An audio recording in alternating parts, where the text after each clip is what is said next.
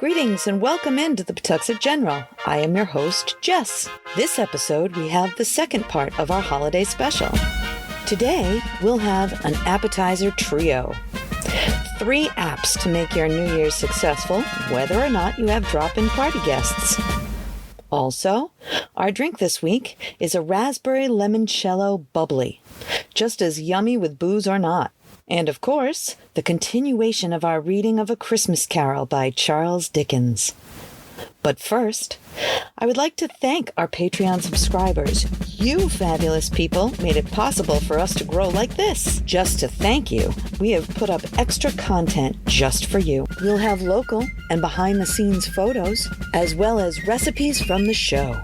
So check it out. If you would like to join our Patreon subscribers, there is a link in the show notes. Also, our holiday fundraiser came to an end, and we thank all of you who donated. We blushed with appreciation and felt the spirit of Christmas present from all of you. Aww! Let's get to it. Our winter white melts to color. Mint-tinted lichens define the tree limbs. Where is that dog's owner? That is not a dog. Our first recipe today is lime cilantro chicken zucchini skewers.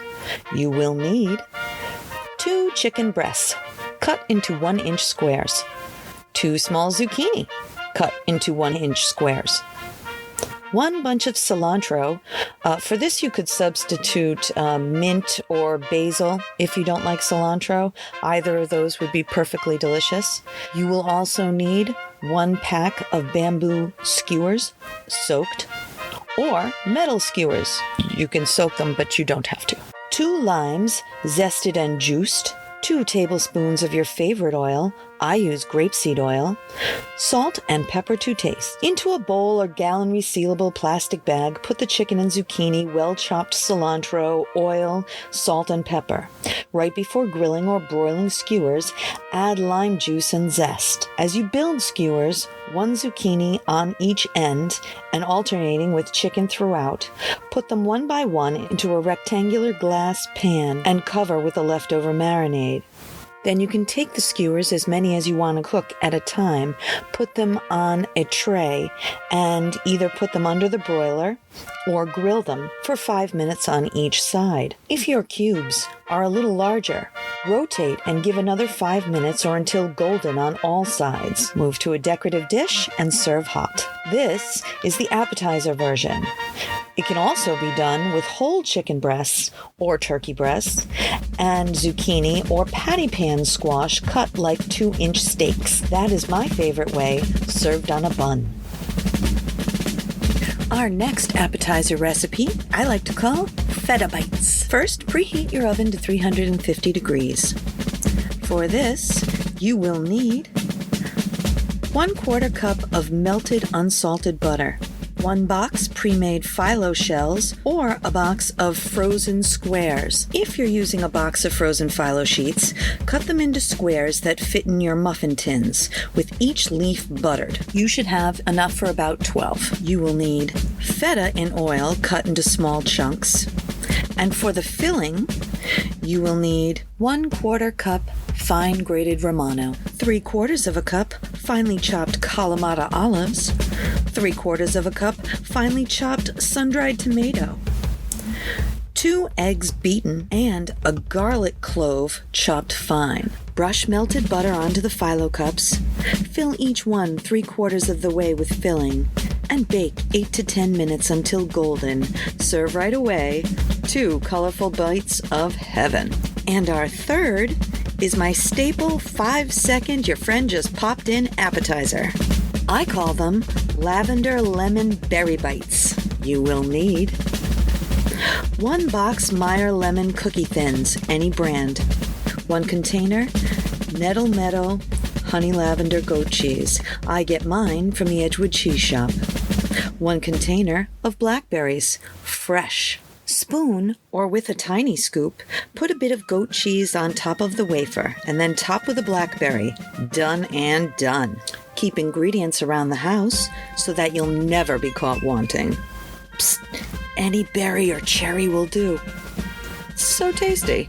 Our drink today is a Limoncello Raspberry Bubbly. For the mocktail version of this drink, you'll need to make a lemon simple syrup, but that is a gift that keeps on giving, especially in the summer, when it's the best iced tea sweetener ever. For that, you will need 2 cups of sugar, 1 3/4 cups of water, and 1/4 cup of lemon juice from 2 lemons, zested and juiced. Also, the zest from 2 lemons.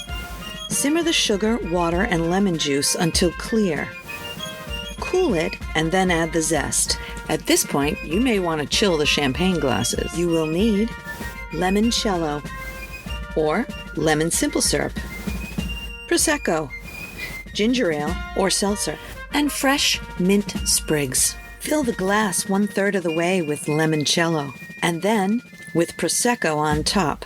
Put frozen berries and a mint sprig on top, and you are ready to go. So light and lovely. Enjoy them your way.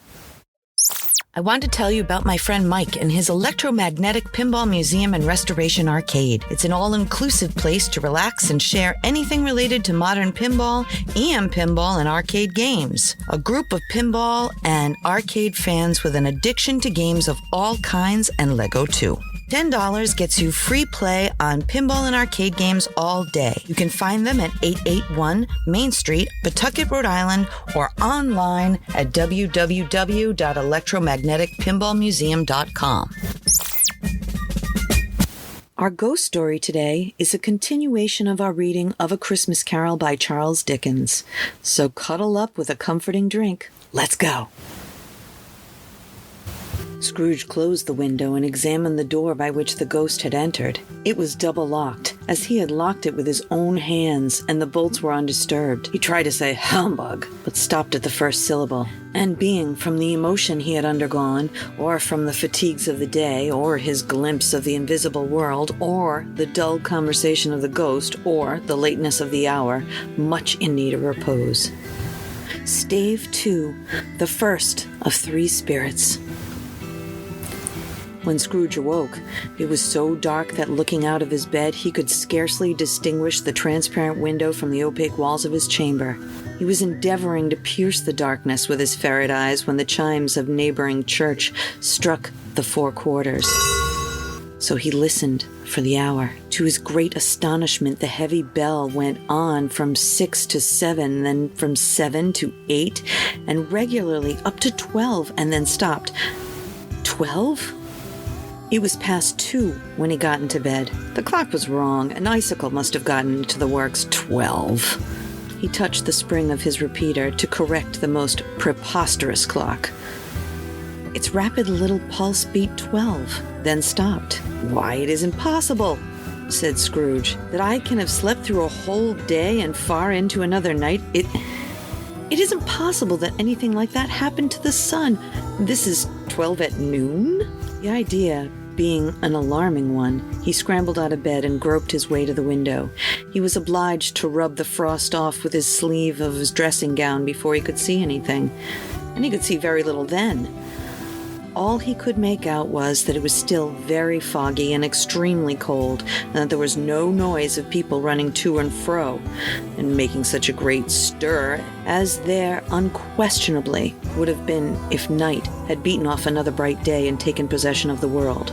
This was a great relief, because 3 days after sight of the first exchange pay to Mr. Ebenezer Scrooge or his order, and so forth and so on, would have become a mere United States security if there had been no days to count by. Scrooge went to bed again and thought and thought and thought it over and over and over, and could make nothing of it.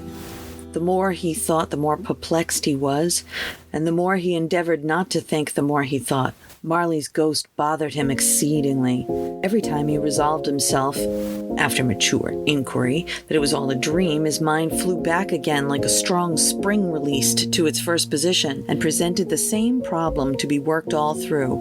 Was it a dream or not? Scrooge lay in this state until the chime had gone 3 quarters more, when he remembered, on a sudden, the ghost had warned him of a visitation when the bell tolled 1. He resolved to lie awake until the hour passed, And considering that he could no more go to sleep than go to heaven, it was perhaps the wisest resolution in his power. The quarter was so long that he was more than once convinced that he must have sunk into a doze unconsciously and missed the clock. At length, it broke upon his listening ear. Ding dong. "A quarter past," said Scrooge, counting. "Ding dong. Half past," said Scrooge. "Ding dong. A quarter to it," said Scrooge. "Ding dong. The hour itself," said Scrooge triumphantly, "and nothing else." He spoke before the hour bell sounded, which it did. Now, with a deep, dull, hollow, melancholy one. Light flashed up in the room in an instant, and the curtains of his bed were drawn. The curtains of his bed were drawn aside, I tell you, by a hand. Not the curtains at his feet, nor the curtains at his back, but those to which his face was addressed. The curtains of his bed were drawn aside, and Scrooge, starting into a half-recumbent attitude, found himself face to face with the unearthly visitor who drew him, as close to it as I am to you now, and I am standing in the spirit of your elbow.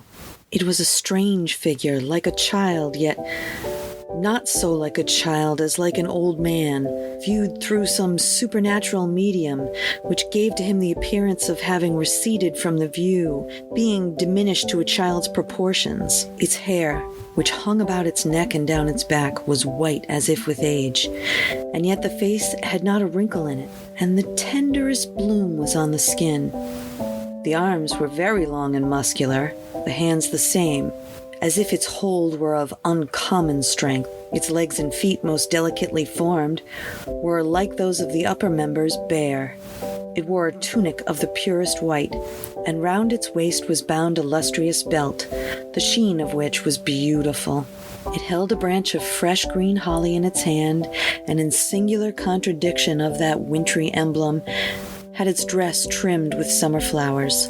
That from the crown of its head there sprung a bright, clear jet of light, by which all of this was visible, and which was doubtless the occasion of its using, in its duller moments, a great extinguisher for a cap, which was now held under its arm. Even this, though, when Scrooge looked at it with increasing steadiness, was not its strangest quality, for as its belt sparkled and glittered now in one part, and now in another, and what was light one instant at another time was dark, so the figure itself fluctuated in its distinctness, being now a thing with one arm, now with one leg, now with 20 legs, now with a pair of legs without a head, now a head without a body, of which dissolving parts no outline would be visible in the dense gloom wherein they melted away.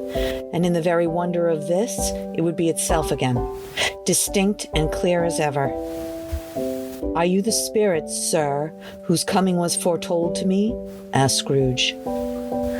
"I am." The voice was soft and gentle, singularly low, as if instead of being so close beside him, it were at a distance. "Who and what are you?" Scrooge demanded. "I am the ghost of Christmas past." "Long past?" inquired Scrooge, observant of its small stature. "No. Your past." Perhaps Scrooge could not have told anybody why, if anybody could have asked him, but he had a special desire to see the spirit in its cap, and begged him to be covered. "What?" exclaimed the ghost. "Would you so soon put out with worldly hands the light I give? Is it not enough that you are one of those whose passions made this cap, and forced me through a whole trains of years to wear it low upon my brow?" Scrooge reverently disclaimed all intention to offend or any knowledge of having willfully bonneted the spirit at any point in his life. He then made bold to inquire what business brought him there. "Your welfare," said the ghost. Scrooge expressed himself much obliged, but he could not help thinking that a night of unbroken rest would have been more conducive to that end.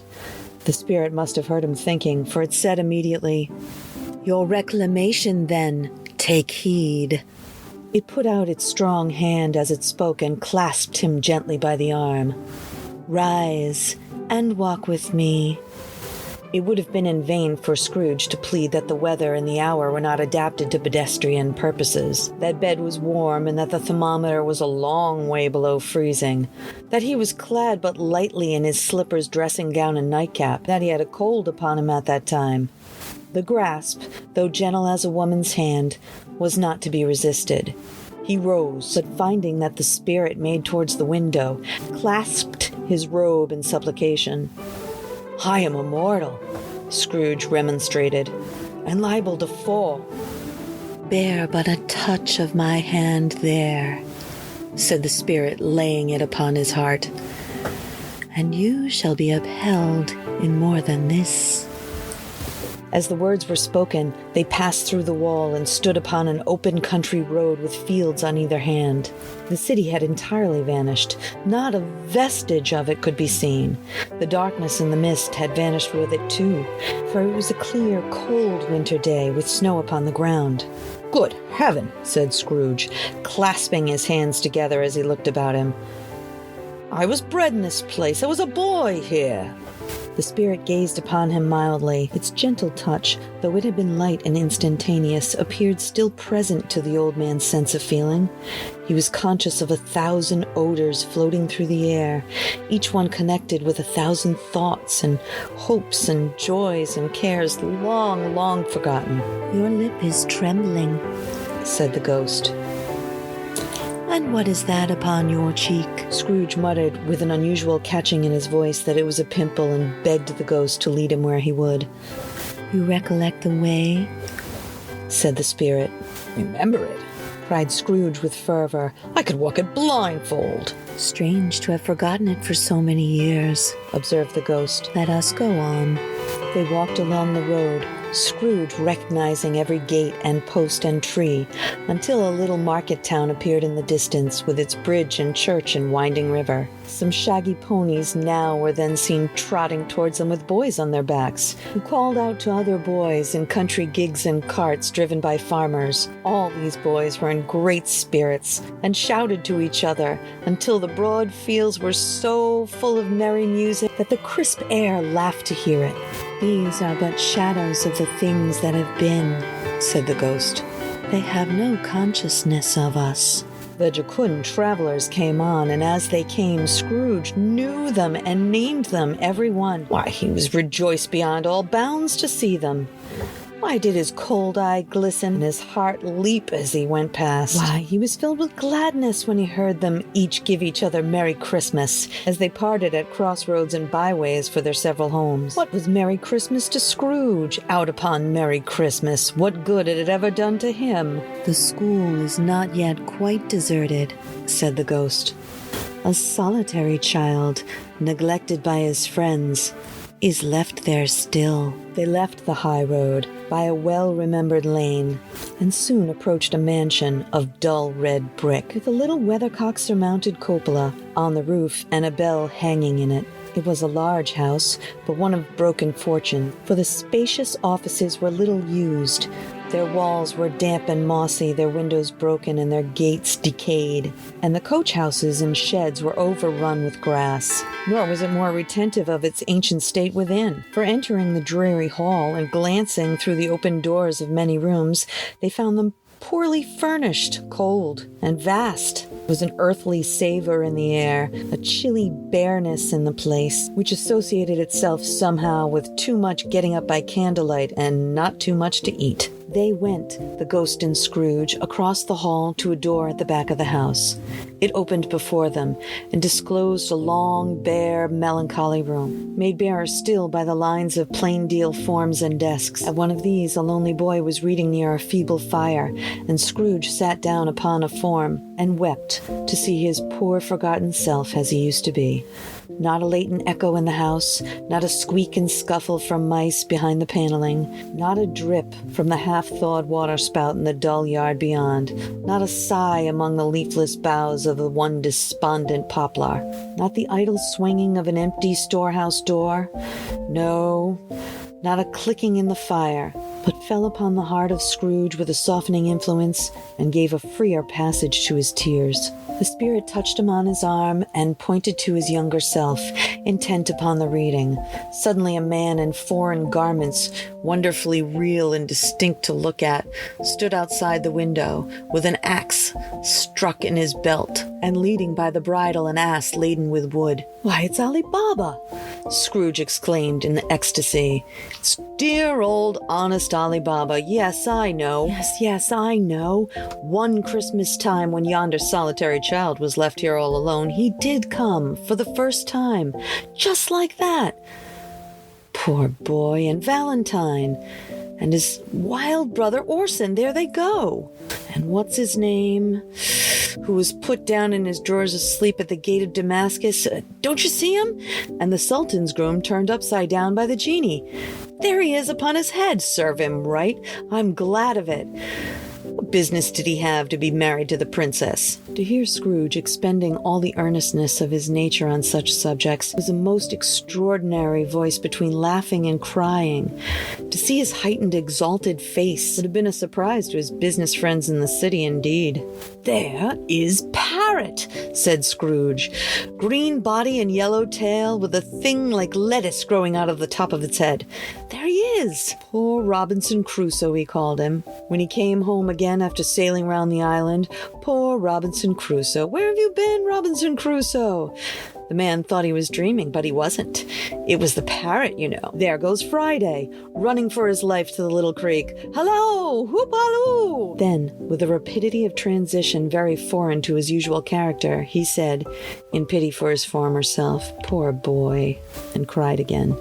"I wish," Scrooge muttered, putting his hand in his pocket and looking after him, after drying his eyes with his cuff, "but it's too late now." "What's the matter?" asked the spirit.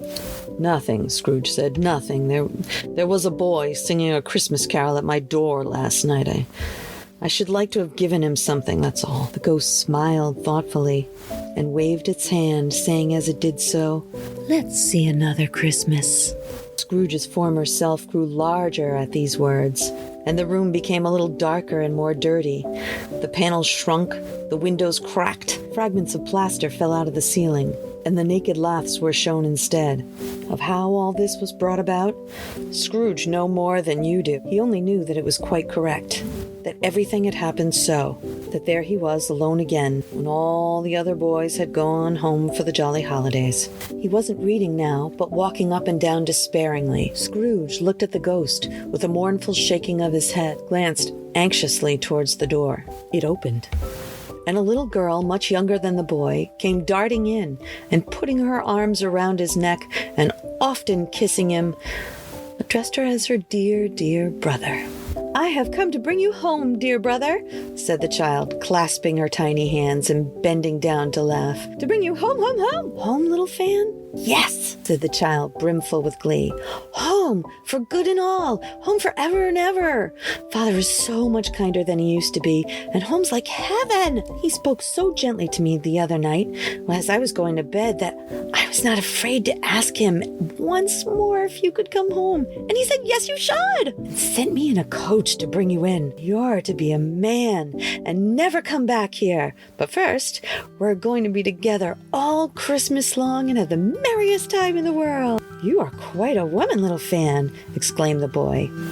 She clapped her hands and laughed, and tried to touch his head, but being so little, laughed again and stood on tiptoe to embrace him. Then she began to drag him, in her childish eagerness, towards the door, and he, not loath to go, accompanied her. A terrible voice in the hall cried, "Bring down Master Scrooge's box there!" And in the hall appeared the schoolmaster himself, who glared on Master Scrooge with a ferocious condescension, and threw him into a dreadful state of mind by shaking hands with him. He then conveyed him and his sister into the veriest old well of a shivering best parlor that they had ever seen, where the maps upon the wall and the celestial and terrestrial globes in the window were waxy with cold. Here he produced a decanter of curiously light wine and a block of curiously heavy cake, and administered installments of these dainties to the young people, at the same time sending out a meager servant to offer a glass of some something to the postboy, who answered that he thanked the gentleman, but if it was the same tap he'd tasted before, he'd rather not. Master Scrooge's trunk being by this time tied on top of the chaise, the children bade the schoolmaster goodbye right willingly, and getting into it, drove gaily down the garden sweep, quick wheels dashing the hoarfrost and snow off the dark leaves of the evergreens like spray. "Always a delicate creature, whom a breath might have withered," said the ghost, "but she had a large heart." "So she had," cried Scrooge. "You're right. I will not gainsay it, spirit, God forbid." "She died a woman," said the ghost, "and had, as I think, children?" "One child," Scrooge returned. "True," said the ghost. "Your nephew." Scrooge seemed uneasy in his mind and answered briefly, "Yes."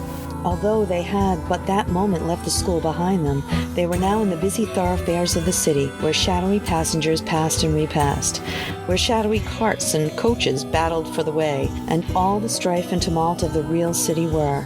It was made plain enough by the dressing of the sharps that here, too, it was Christmas time again, but it was evening, and the streets were lighted up. The ghost stopped at a certain warehouse door and asked Scrooge if he knew it. "Know it?" said Scrooge. "Why, I was apprenticed to—" They went in, at sight of an old gentleman in a Welsh wig sitting behind such a high desk that if he had been 2 inches taller he would have knocked his head against the ceiling. Scrooge cried in great excitement, "Why, it's old Fezziwig, bless his heart! It's Fezziwig alive again!" Old Fezziwig laid down his pen and looked up at the clock, which pointed at the hour of 7. He rubbed his hands, adjusted his capricious waistcoat, laughed all over himself, from his shoes to his organ of benevolence, and then called out in a comfortable, oily, rich, fat, jovial voice, "Yo-ho there! Ebenezer! Dick!" Scrooge's former self, now grown a young man, came briskly in, accompanied by his fellow apprentice. "Dick Wilkins, to be sure," said Scrooge to the ghost. "Bless me, yes, there he is. He was very much attached to me, was Dick. Poor Dick, dear, dear." "Yo-ho, my boys," said Fezziwig. "No more work tonight, Christmas Eve, Dick. Christmas, Ebenezer." "Let's have the shutters up," cried old Fezziwig with a clap of its hands, "before a man can say Jack Robinson." You wouldn't believe how these two fellows went at it. They charged into the street with the shutters, 1, 2, 3, had 'em all up in their places, 4, 5, 6, barred 'em and pinned 'em, 7, 8, 9, and came back before you had gotten a 12, panting like racehorses. "Spirit, show me no more. Conduct me home. Why do you delight to torture me?" said Scrooge. "One shadow more," said the ghost. "No more, no more. I don't wish to see it. Show me no more." But the relentless ghost pinioned him in both his arms and forced him to observe what happened next. And thank you once again for joining us in another episode of The PG. If you would like to reach out with a question, idea, or local ghost story, you know how we feel about ghost stories. Our email is jess@pawtuxetgeneral.com. We'll give you a shout out and share your info. So thanks again, and I'll join you back here next time on the Pawtuxet General, a Something for Posterity production, pre-recorded in Pawtuxet.